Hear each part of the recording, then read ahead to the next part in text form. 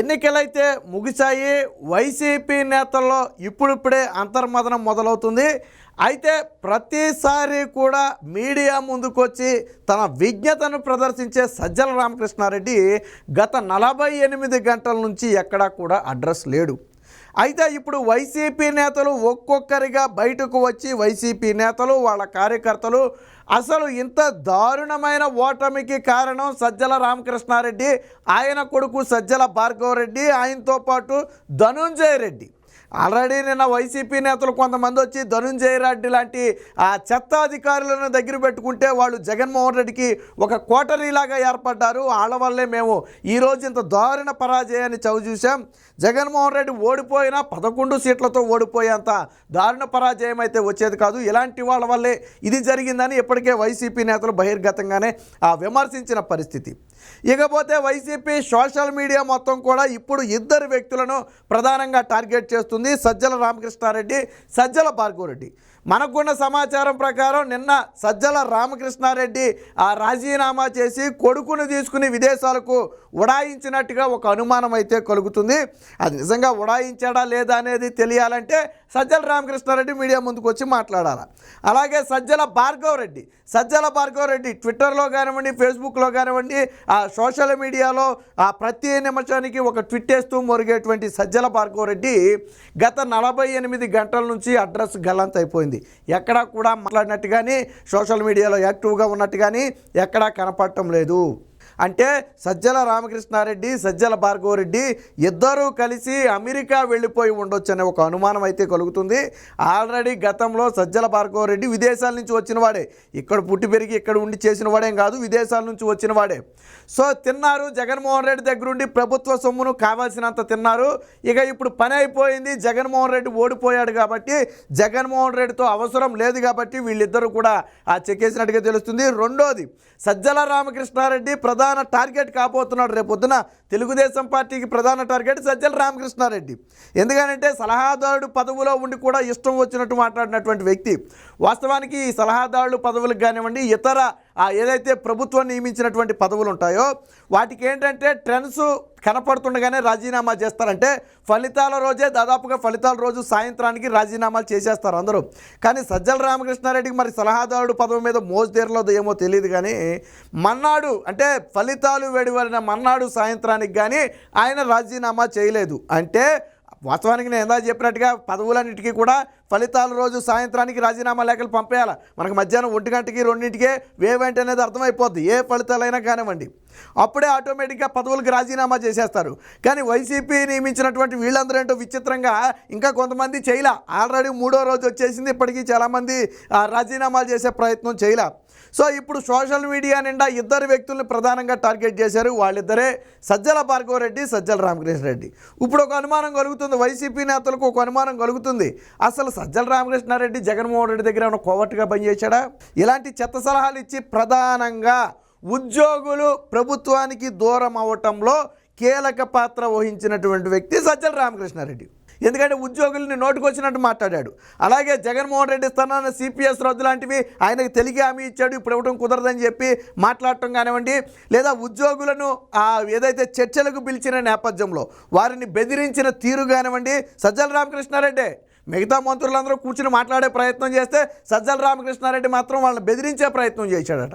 So ఇలాంటి వాళ్ళ వల్లే ఈరోజు ఉద్యోగులు దూరం అయ్యారు.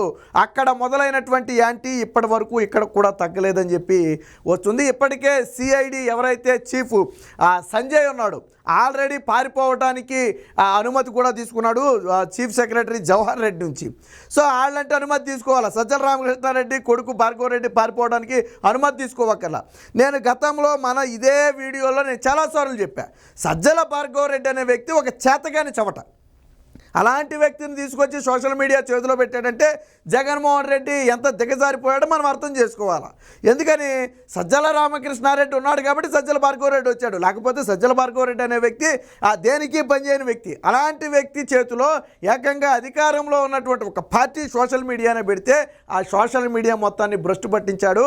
పార్టీ కోసం, వైసీపీ పార్టీ కోసం పనిచేసినటువంటి కార్యకర్తలను దూరం పెట్టారు. ఇది నేను చెప్పడం కాదు, మీరు సోషల్ మీడియాలోకి వెళ్ళి చూడండి, వాళ్ళిద్దరిని ట్యాగ్ చేసి ఎంతమంది ఎన్ని పోస్టులు పెట్టారో మీకే అర్థమవుతుంది.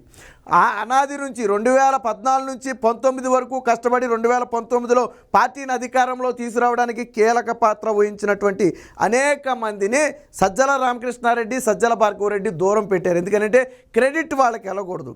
దూరం పెట్టి వీళ్ళకు కావాల్సిన వాళ్ళని సోషల్ మీడియాలో పెట్టుకోవటం, నిజంగా కష్టపడే వారిని పార్టీ దరికి కూడా చేరనివ్వకపోవటం, వాళ్ళకి ఆపదొస్తే కనీసం వాళ్ళ వంక కూడా చూడకపోవడంతో నిజంగా పార్టీ కోసం పనిచేసే వాళ్ళు కూడా లైట్ తీసుకున్నారు. ఇలాంటి వాళ్ళు ఉన్న సమయంలో మన పార్టీ కోసం పనిచేసిన వేస్ట్ జగన్మోహన్ రెడ్డికి చెప్పే స్థాయి మంద కాదు, ఆయన దగ్గరికి కనీసం వెళ్ళనివ్వరని చెప్పి వాళ్ళంతా దూరం అయిపోయారు. ఇప్పుడు వాళ్ళు ఈరోజు మొదలుపెట్టారు. ఇప్పటి వరకు సజ్జల భార్గవరెడ్డి, సజ్జల రామకృష్ణారెడ్డి చేసినటువంటి ఏదైతే ఇప్పుడు ఉద్యోగుల దగ్గర మొదలు పెడితే అన్నిటినీ ఒక్కొక్కటిగా చెప్పడం. రాష్ట్రంలో మంత్రులకు ఎందుకు విలువ లేకుండా పోయిందండి? సకల శాఖ మంత్రిగా సజ్జల రామకృష్ణారెడ్డికి ఎందుకు బిరుదు వచ్చింది? ఏ శాఖ మంత్రి మాట్లాడాల్సి వచ్చినా సజ్జల రామకృష్ణారెడ్డి వచ్చి మాట్లాడతాడు. ఏంటి సజ్జల రామకృష్ణారెడ్డికి సంబంధం అనుకున్నారు ప్రజలు? ఓహో, సకలం మొత్తం సర్వం సజ్జల రామకృష్ణారెడ్డే కావచ్చు, ఈ మంత్రులు గింతులు అంతా జాంతానాయి, వీళ్ళంతా ఆ డమ్మీగాళ్ళు. ఇలాంటి పార్టీలో ఒక వ్యక్తి మాత్రమే శాసించే ఇలాంటి పార్టీలో మనం ఆళ్ళకు ఓటు వేయటం ఎందుకని చెప్పి ఈరోజు కూటమిని అఖండ మెజారిటీతో గెలిపించారు.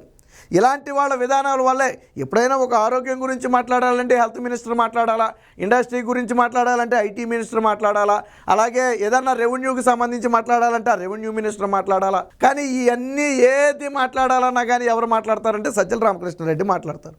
నేను గతంలో కూడా చెప్పా, ఒక హెల్త్ డిపార్ట్మెంట్కి సంబంధించిన కొంతమంది వ్యక్తులు, ఒక పక్క విడుదల రజనీ ఉందో, ఒక పక్క సజ్జల రామకృష్ణారెడ్డి ఉంటే అందరూ సజ్జల రామకృష్ణారెడ్డికి వెళ్ళి చెప్పుకుంటున్నారు. ఆ మంత్రిగా ఉన్నటువంటి విడుదల రజనీ చేతులు కొట్టుకుని చూస్తుంది. వీడియోలో నాకు ఆశ్చర్యం వేసింది. ఒక హెల్త్ డిపార్ట్మెంట్ ఎంప్లాయీస్ ఏంటి విడుదల రజనీలో చేసి సజ్జల రామకృష్ణారెడ్డికి మొరబెట్టుకోవడం ఏంటి? అంటే వ్యవస్థను ఎంతలా ఇన్ఫ్లుయెన్స్ చేశారో మనకి దీన్ని బట్టి అర్థమవుతుంది. ఇక చంద్రబాబు గారి అరెస్టు సమయంలో నోటికొచ్చినట్టు మాట్లాడి డ్యామేజ్ను మరింత పెంచింది కూడా సజ్జల రామకృష్ణారెడ్డి. జరిగిన అరెస్టు నాడు చూసి చూడనట్టుగా మాకేమీ సంబంధం లేదన్నట్టు వదిలేస్తే సరే, ఏం జరిగినది వేరే విషయం. చంద్రబాబు నాయుడిని కావాలని గుచ్చి మాట్లాడి ఆయన అరెస్టును పదే రెచ్చగొట్టి ఆయన హెల్త్ కండిషన్ మీద బయటకు వస్తే దొంగ నాటకాలాడి బయటకు వచ్చాడని చెప్పి రకరకాలుగా వేధించడంతో ప్రజల్లో అసహనం అని పెరిగింది. అందుకే నేను సజ్జల రామకృష్ణారెడ్డి వైసీపీకి పనిచేస్తున్నాడో కోవట్టుగా పనిచేస్తున్నాడో వైసీపీ నేతలకు అర్థం కావట్లేదని ఈరోజు ఎందుకన్నారంటే, ఎవడైనా సరే మన పార్టీకి ఇది నష్టం కలుగుతుందంటే దాని జోలికి పోకూడదు. కానీ ఏం జరుగుతుందో కూడా తెలియకుండా ఇష్టం వచ్చినట్లు మాట్లాడటంతో ఈరోజు ఏమైంది? ఒక విషయం అయితే స్పష్టంగా తెలుస్తుంది. చంద్రబాబు గారి అరెస్టు తరువాత మొత్తం కూడా టర్న్ అయిపోయింది. చంద్రబాబు గారి అరెస్టు ముందు వరకు ఉన్నటువంటి రాజకీయం ఒకటి, చంద్రబాబు గారి అరెస్టు తర్వాత రాజకీయం ఒకటి. దేశ విదేశాల్లో చంద్రబాబు గారికి మద్దతు పలికితే, పక్క రాష్ట్రాల్లో సైతం ప్రభుత్వాలను ఎదిరించి ఐటీ ఉద్యోగులు మద్దతు పలికితే జగన్మోహన్ రెడ్డి దాన్ని చులకనగా చూశాడు. చులకనగా ఎప్పుడైతే చూశాడో అప్పట్లో వాళ్ళ కసి పెరిగింది. ఇక్కడ కేటీఆర్ని అడ్డం పెట్టుకుని ఐటీ ఎంప్లాయీస్ మీద నానా వ్యాఖ్యలు చేయించాడు. చంద్రబాబుని తక్కువ చేయించే ప్రయత్నం చేయించాడు. ఏమైంది ఇక్కడ బీఆర్ఎస్ పార్టీ? ఇక్కడ బీఆర్ఎస్ పార్టీకి ఏమైంది? మన ఎంపీ ఎన్నికల్లో ఒక సీటు గెలుచుకోగలిగిందా? మన అసెంబ్లీ ఎన్నికల్లో ఏమైంది? అంటే జగన్మోహన్ రెడ్డిని నమ్మటం వల్ల పక్కన బీఆర్ఎస్ పార్టీ కూడా నష్టపోయింది. ఇక్కడ దరిద్రం ఏంటంటే చంద్రబాబు లాంటి వ్యక్తిని టచ్ చేస్తే ఏం జరుగుతుందో తెలుసుకోలేకపోవటం కేటీఆర్కి అతిపెద్ద డ్యామేజ్. సరే, జగన్మోహన్ రెడ్డి కంటే కళ్ళు బయలు గమని కాబట్టి ఆయనకేం తెలియదు. నాకు 151 వచ్చాయి కాబట్టి చంద్రబాబు, మీరు గతంలో అన్నారుగా చంద్రబాబు అనే వ్యక్తి నథింగ్. చంద్రబాబు అనే వ్యక్తి నథింగ్. మన ముందు చెప్పాడు కదా, మీడియాల సమావేశాల్లో చెప్పాడు కదా, చంద్రబాబు అనే వ్యక్తి నథింగ్ అన్నాడు కదా. ఇప్పుడు జగన్మోహన్ రెడ్డి అనే వ్యక్తి నథింగ్. After all MLA. ఎవడైనా జగన్మోహన్ రెడ్డి అంటే ఆఫ్టర్ ఆల్ ఎమ్మెల్యే. నీకు ఒక గన్మెన్ ఇస్తారు అంతే. ప్రభుత్వం నుంచి నీకు ఒక గన్మెన్ ఇస్తారు, నీకు ప్రతిపక్ష హోదా కూడా లేదు. అయినా కానీ ఓడిపోయినా కానీ నీ అహంకారం దిగల. ఏ వ్యక్తి అయినా ముందు ఓటమి తరువాత హుందాగా మేము ప్రజల నిర్ణయాన్ని శిరసావహిస్తున్నామని ఒప్పుకోవాలి. జగన్మోహన్ రెడ్డి మేము ప్రజల నిర్ణయాన్ని శిరసావహిస్తున్నామనే మాటే అనలా. నేను 1 కోటి మందికి అది ఇచ్చాను, లక్షల మందికి ఇది ఇచ్చాను, నేను ఆ పథకాలు ఇచ్చాను, నేను ఈ పథకాలు ఇచ్చాను. ఏమైపోయారు వాళ్ళంతా? నువ్వు వచ్చాక సంక్షేమం పుట్టిందా? నువ్వు వచ్చాక పింఛన్ ఇచ్చావా? నువ్వు వచ్చాక రైతు భరోసా ఇచ్చావా? నువ్వు వచ్చాక ఆరోగ్యశ్రీ ఉంది. ఇవన్నీ ముందు నుంచి లేవా? ఇవన్నీ ముందు నుంచి నడిచాయి కదా. అయినా నువ్వు 5 ఏళ్ల పాటు పాడింది అదే కదా, నేను నొక్కా మీకు వచ్చింది, నేను నొక్కా మీకు వచ్చింది.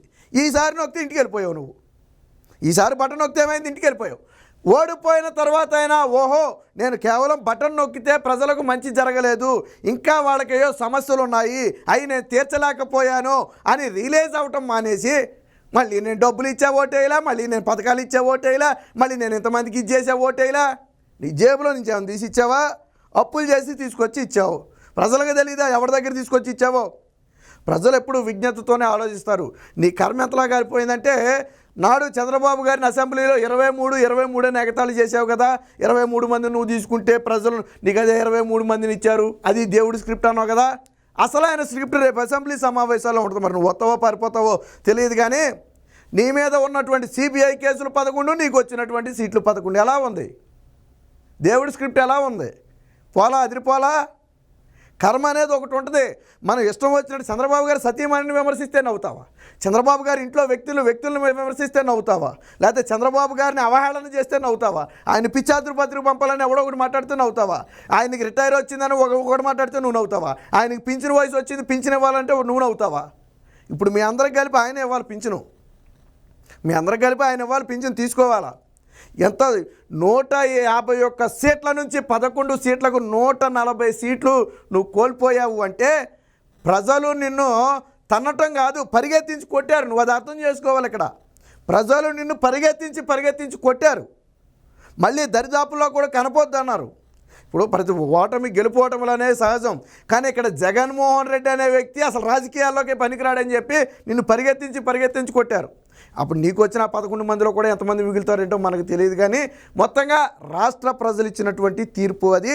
ఇప్పుడు ఈ తీర్పు రావడానికి ప్రధాన కారణమైనటువంటి సజ్జల రామకృష్ణారెడ్డి, సజ్జల భార్గవరెడ్డి, వీరిద్దరూ కూడా సజ్జల రామకృష్ణారెడ్డి రిజైన్ చేసి నిన్నే విదేశాలకైతే చెక్కేసినట్టుగా తెలుస్తుంది. బహుశా జగన్మోహన్ రెడ్డి కూడా ఉంటాడో లేదో నాకు తెలియదు. ఆయన కూడా మళ్ళీ ఒక స్పెషల్ ఫ్లైట్ వేసుకుని, ఎందుకంటే అవినీతి సొమ్ము చాలా ఉంది కాబట్టి ఒక స్పెషల్ ఫ్లైట్ వేసుకుని ఆ విదేశాలకు వెళ్ళిపోవచ్చు. కానీ సజ్జల రామకృష్ణారెడ్డి, సజ్జల భార్గవరెడ్డి దొరికితే మాత్రం వైసీపీ నేతలే చావగొడతామని చెప్పి బహిరంగంగా సోషల్ మీడియాలో చెబుతున్నారు. మీరు కనపడితే మీరు నిజంగానే పారిపోండి, దేశం వదిలి లేదా రాష్ట్రం వదిలి పారిపోండి. మళ్ళీ జగన్మోహన్ రెడ్డి దగ్గర కానీ ఆయన చుట్టుపక్కల కానీ ఎక్కడైనా కనపడితే ఆయన కాదు మేమే కొడతామని చెప్పి ఈరోజు వైసీపీ సోషల్ మీడియా కార్యకర్తలు, చోటామోటా నాయకులే పెడుతున్నారు సోషల్ మీడియాలో. ఎందుకంటే అంతలా ఇన్ఫ్లుయెన్స్ చేశారు. బహుశా ఆ దెబ్బకు భయపడే వెళ్ళిపోయాడో, లేకపోతే చంద్రబాబు గారికి దొరికితే పుట్టగతులు ఉండవు, మనకే కూపీ లాగితే తీగలాగితే డొంకంతా గదులేదు. ఎందుకంటే ప్రతి అవినీతిలో సజ్జల రామకృష్ణారెడ్డి హస్తం ఉంటుంది. అటు శాండ్ తీసుకున్నా, ఇటు లిక్కర్ తీసుకున్నా, అటు మైనింగ్ తీసుకున్నా, లేకపోతే ఇంకోటి తీసుకున్నా, అన్నింటిలోనూ సజ్జల రామకృష్ణారెడ్డి హస్తం ఉంటుంది. అన్ని వ్యవస్థలను మేనేజ్ చేసి అవినీతికి పాల్పడేలా చేసింది సజ్జల రామకృష్ణారెడ్డి. కాబట్టి దొరికితే రేపొద్దున పొంగి పగిలిపోద్దనే ఒక ఉద్దేశంతో అయితే ఆ విదేశాలకు పారిపోయి ఉండొచ్చని తెలుస్తుంది. పారిపోయినప్పటికీ కూడా సజ్జల రామకృష్ణారెడ్డిని, సజ్జల భార్గవరెడ్డిని వదిలేదే లేదు. చంద్రబాబు గారి మీద విష ప్రచారం చేసి, అసత్యాలను ప్రచారం చేసి ప్రజలను తప్పుదావ పట్టించాలి అనుకున్న కొడుక్కి, వ్యవస్థలను మేనేజ్ చేసి అడ్డం పెట్టి అడ్డంగా దోచుకున్నటువంటి తండ్రికి, ఇద్దరికీ కూడా శిక్ష అనేది ఖచ్చితంగా పడుతుంది.